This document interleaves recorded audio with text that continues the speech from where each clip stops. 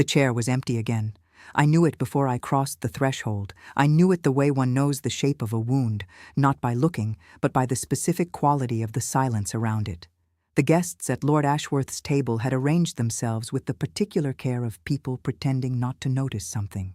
Shoulders angled away, eyes trained on wine glasses, conversations held a half note too loud, and there at the right hand of Duke Edmund Cavendish sat an empty chair, reserved, as it had been at the Pemberton supper, as it had been at Lady Fitch's autumn dinner, as it had been, I was told, at no fewer than 4 engagements I had declined before I began accepting invitations again at all.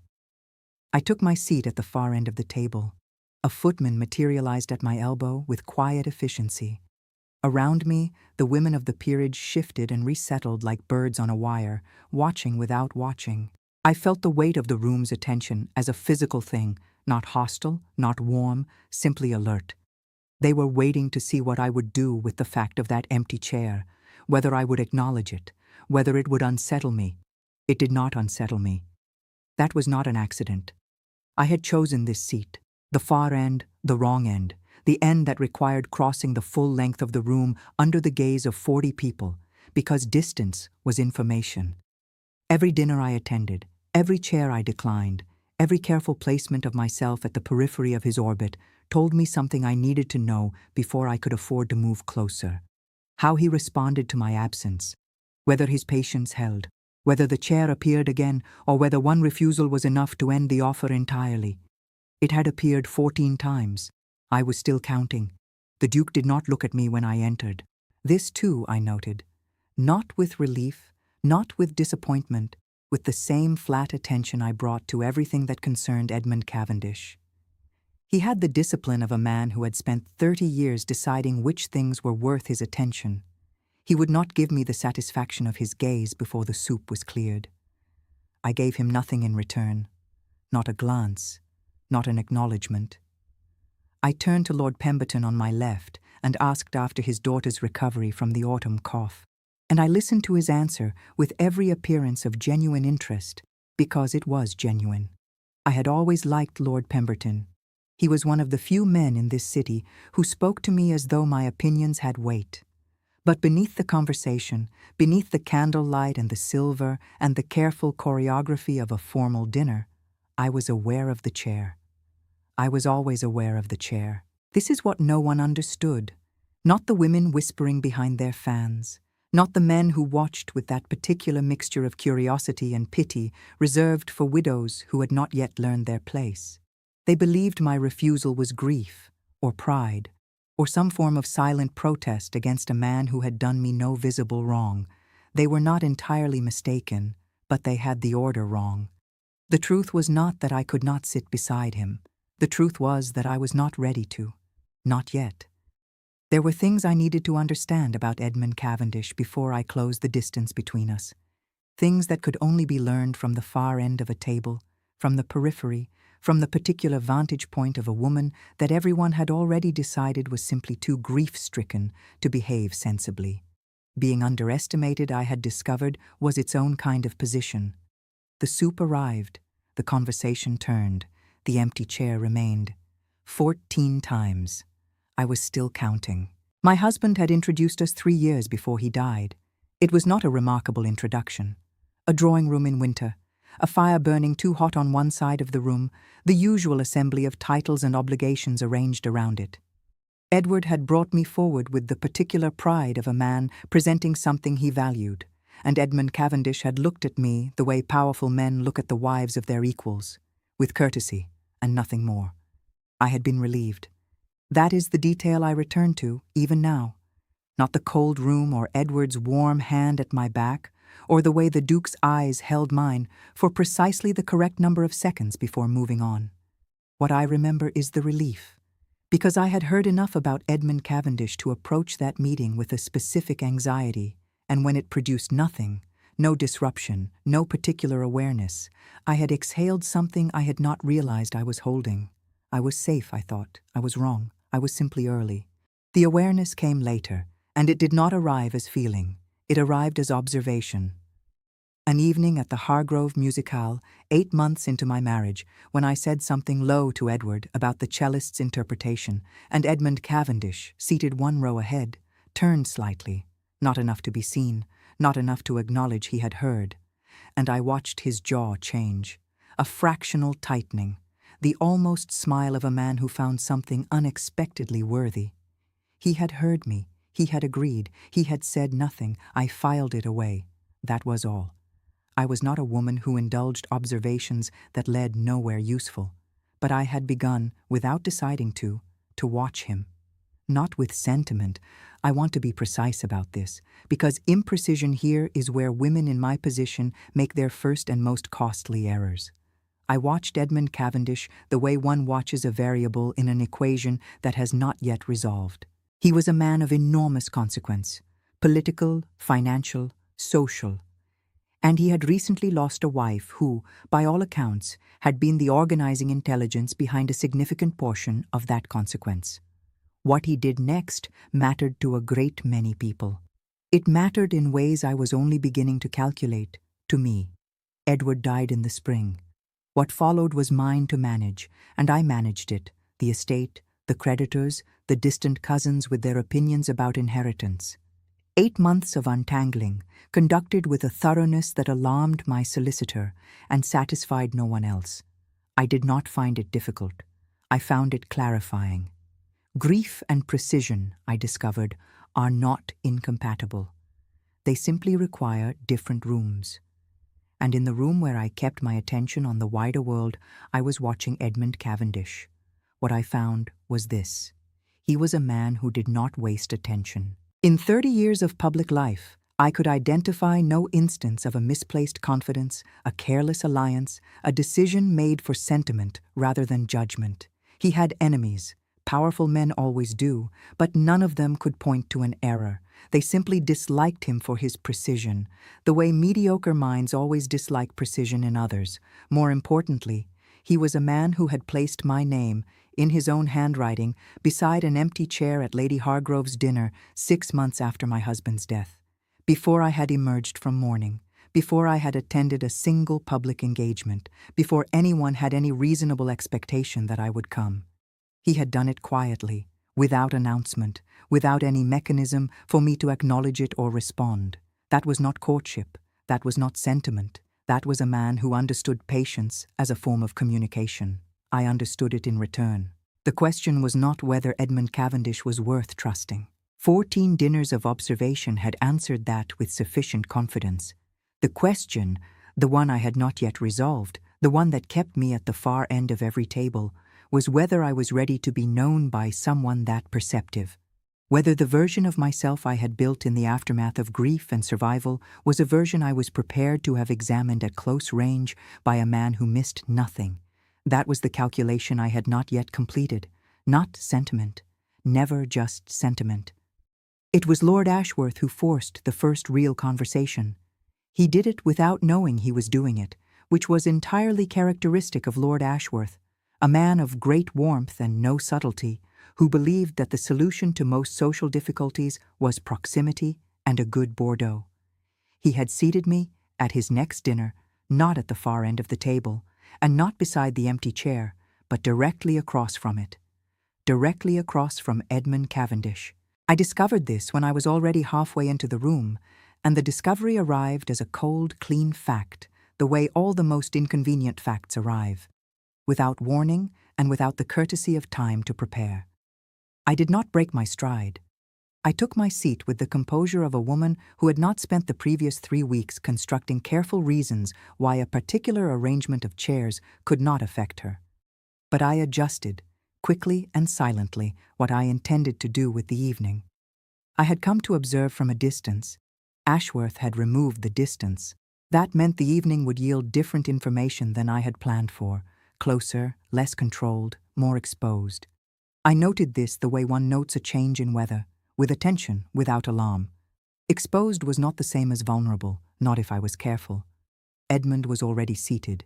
He looked up when I sat down. Not the practiced social glance of the earlier dinners, not the deliberate non-acknowledgement of a man maintaining discipline. He looked up the way a person looks up when something changes in their immediate environment, directly and for a moment longer than was strictly necessary. Then he reached for his wine glass, and the moment closed. We did not speak through the first course. Around us, the table moved through its familiar rhythms. Ashworth holding court at the head, Lady Pemberton debating the merits of the new Italian fashions with a fervor that suggested the fate of nations depended on the outcome, the younger men performing their careful calculations of who was worth impressing tonight. I spoke to the woman on my right about her eldest son's commission. I was attentive. I was present. I was also conducting the most precise observation I had yet managed of Edmund Cavendish, at a range of 4 feet, over a centerpiece of winter roses. It was the fish course when he spoke to me. Not loudly, not in a way that invited the table's attention. He simply set down his fork with the quiet precision that characterized everything he did, and said at a volume calibrated exactly for my ears and no others, "You are the only person at this table who has not glanced at that chair this evening." I did not pretend to misunderstand him. I am aware of what I am not looking at. Something shifted in his expression. Not surprise. I was coming to understand that Edmund Cavendish had reorganized his relationship with surprise sometime in his 40s and no longer permitted it in any recognizable form. What crossed his face was something more careful, more interested. That, he said, is either remarkable self-control or remarkable indifference. Perhaps it is neither. He studied me for a moment. The conversation around us continued, oblivious, a warm current of noise that gave us a privacy neither of us had arranged. "Lady Ashmore," he said finally, using my name with a deliberateness that made it feel less like address and more like decision. "You have attended 11 dinners in the past 4 months. You have declined the seat beside me at each of them. I am trying to determine whether this is a message or a preference. The directness of it should have unsettled me. In another man, it would have been presumptuous. But Edmund Cavendish said it without vanity, with the same flat precision he might bring to identifying an irregularity in an estate account. He had observed a pattern. He wanted to understand it. That was all. That was the most clarifying thing about him, because this exact quality, the willingness to name a pattern without dressing it in social pretense, was the thing I had been waiting to see at close range.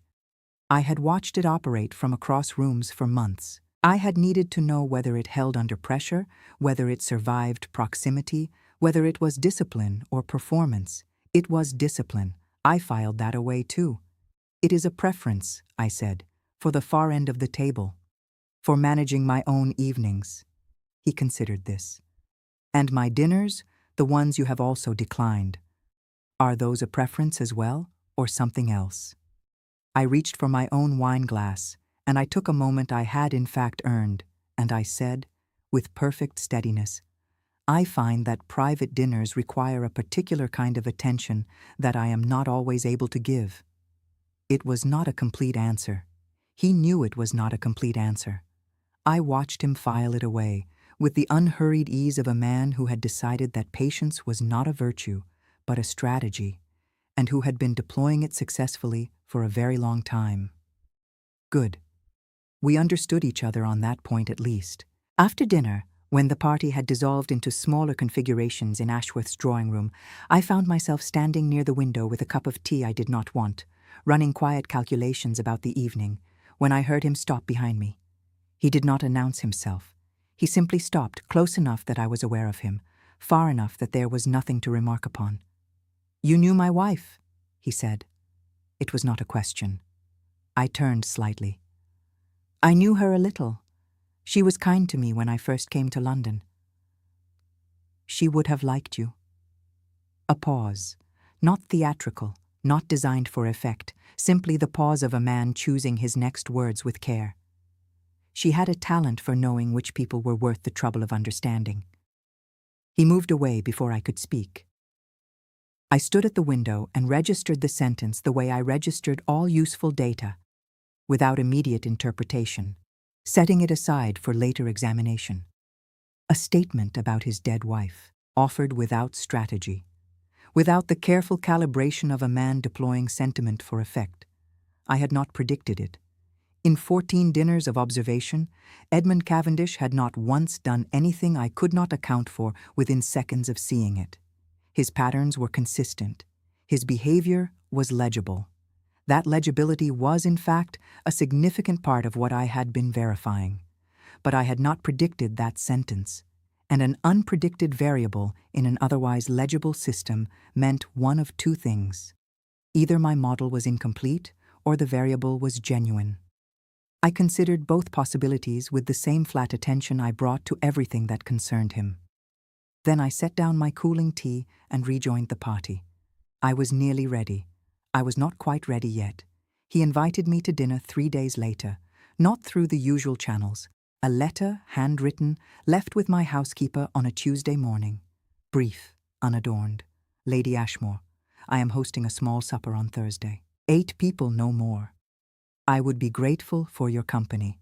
The seat beside me will, as always, be available. Whether you take it remains, as always, your choice. E.C.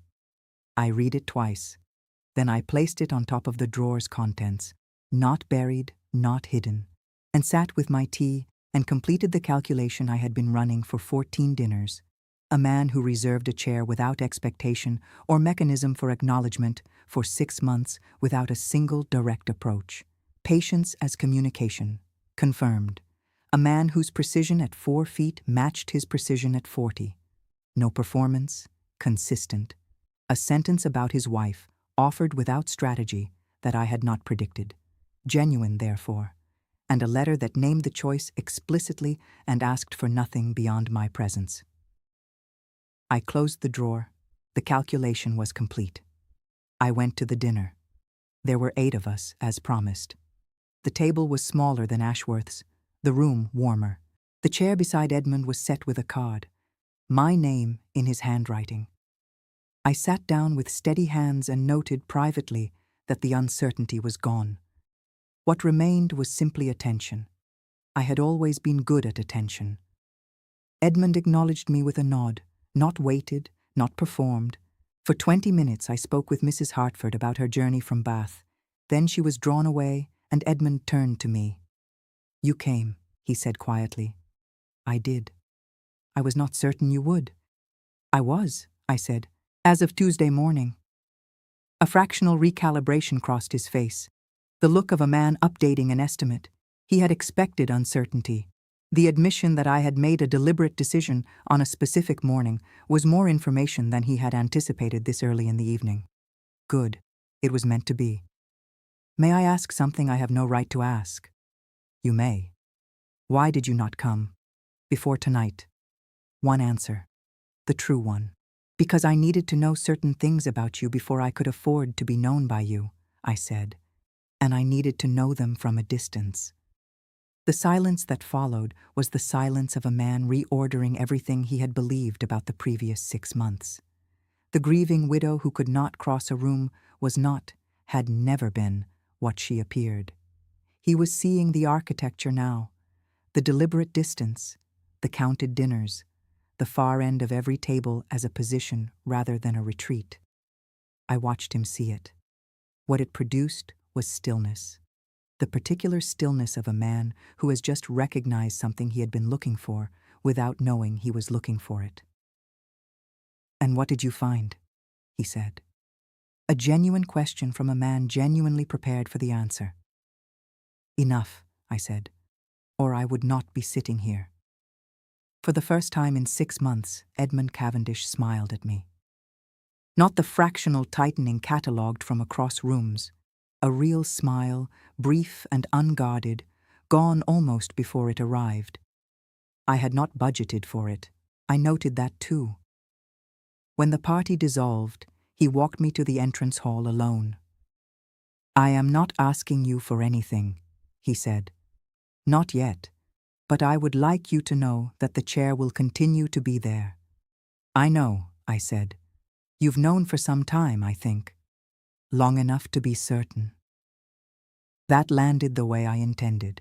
The confirmation that I was here because I had concluded something, not surrendered to something. That distinction, I suspected, was the one that mattered most to him. My coat arrived. I felt the sealed room inside me shift decisively on its foundations. Not open. Not yet.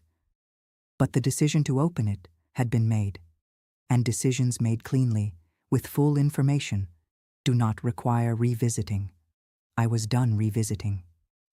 Good night, Your Grace. Good night, Lady Ashmore. I stepped into the cold and did not look back. Not because there was nothing behind me worth looking at, because I already knew exactly what was there. I took the seat beside him at Lady Fenwick's dinner on a Thursday in November.